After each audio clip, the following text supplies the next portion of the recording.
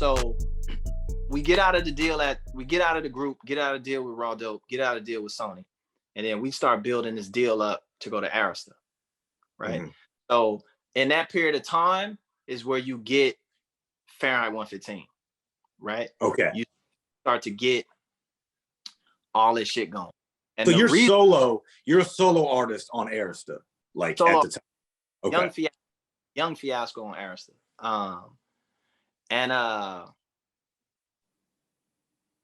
Is that LA Reid era? Arista? LA Reid, all that shit. But mind you, we good at Interscope. We cool with Kevin Black. We cool with all these other niggas around the industry and shit like that. Chill is, I'm just kind of there. But everybody know I can rap, right? We had the relationship with Jay, so niggas know how that shit go. Like we just was putting in all this work, building up the shit. So when we get to Arista, it becomes like, you know, let's put this album time. But before that, it's like, no, nigga, it's get into these mixtapes time, right? Like go out there and show niggas that you can fucking rap.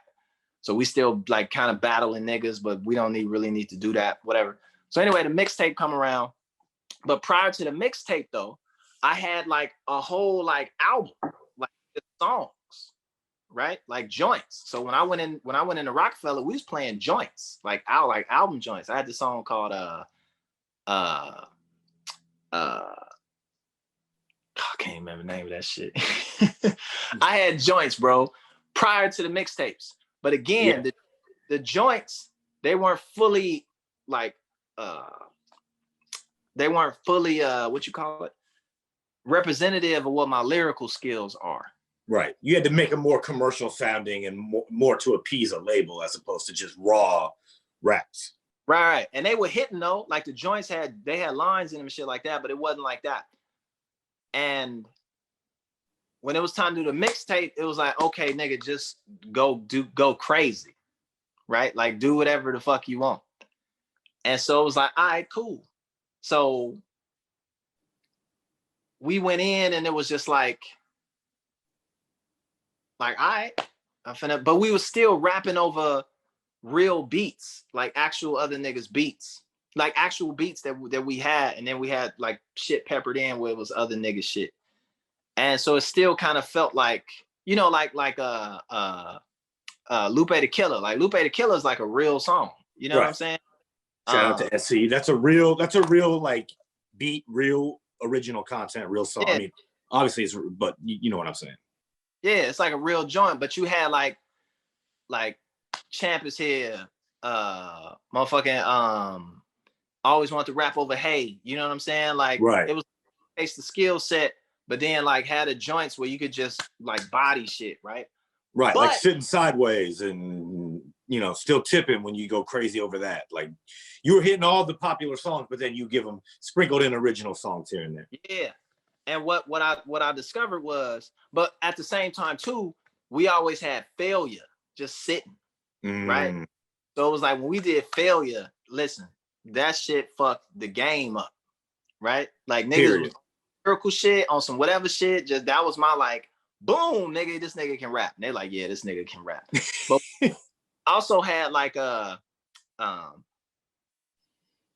that during that time on radio, just in the space, freestyles had legs. Like rapping over another nigga beat had legs because remix culture is still like a big deal, right?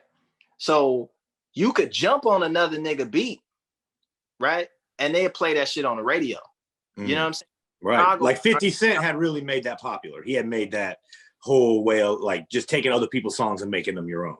Right. But it was already rocking in New York. Like that was how New York was built, but it wasn't really like that in Chicago. So you had like Bulu Master, Mike Love, like you had motherfuckers that were like, you rapped over some other nigga shit. They would play it, right? Or maybe even put that shit on somebody else shit. Cause like, remember TJ was doing that shit when he had that joint with Monica, right? Right. Mr. Windy City.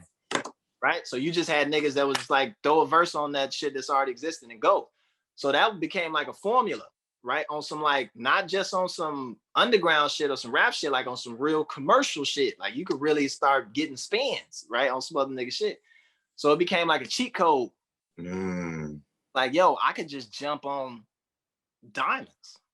I could just jump on Diamonds you know, turn it, flip that shit, flip the concept around to Conflict Diamonds, and then like we gone, right? Or you can like you could pick certain beats that niggas ain't really kill because you knew that for them it was like this mass song. So certain shit that they couldn't do or just shit they ain't really think about. But because you on some rapidy rap shit, you could take these niggas beats, flip the concept, turn it on his head, and then you basically just getting free exposure, right? Just free like picking up on all they marketing, all they press, whatever. And if you actually coming in, you killing they shit, then it become like, yo, this nigga just murdered that shit, right? Right. I remember when Joe Budden dropped Pump It Up, right? That shit was everywhere. And then Jay took that shit, right? And did some Jay-Z shit to it, right? And they was like, oh, he killed that shit. And then Joe Budden was like, no, nigga. And Joe Budden came back and took and murdered that shit all the way. So shit like that happening, right? And I remember that. That's when I was in Harrison. So I remember that was like a thing. So it's like, okay, cool. I'm gonna jump on this nigga shit. I'm gonna kill it. I'm gonna jump on this nigga shit. I'm gonna kill that shit. And it's like, oh shit. Now I'm finna go back in time and take other niggas beats from this time period. I'm gonna kill that shit. I'm gonna kill this shit. I'm gonna kill that shit. So the mixtapes really became like a kind of manifold thing where it was like, there's potential like marketing shit to it. That's real, right? If you jump on the right beats. And you jump on, you do what you do the proper work to them, right? And then you can then turn around and like get your on some underground rap shit. You know what I'm saying? So you covering those bases, right? As you growing that fan base. But then also, if you jump on the right joints, it got some commercial exposure too, right? So this all that kind of pre-work, artist development kind of shit, right? So I started to get really, really good at that shit to the point that my mixtapes started to become better than my albums, than my music.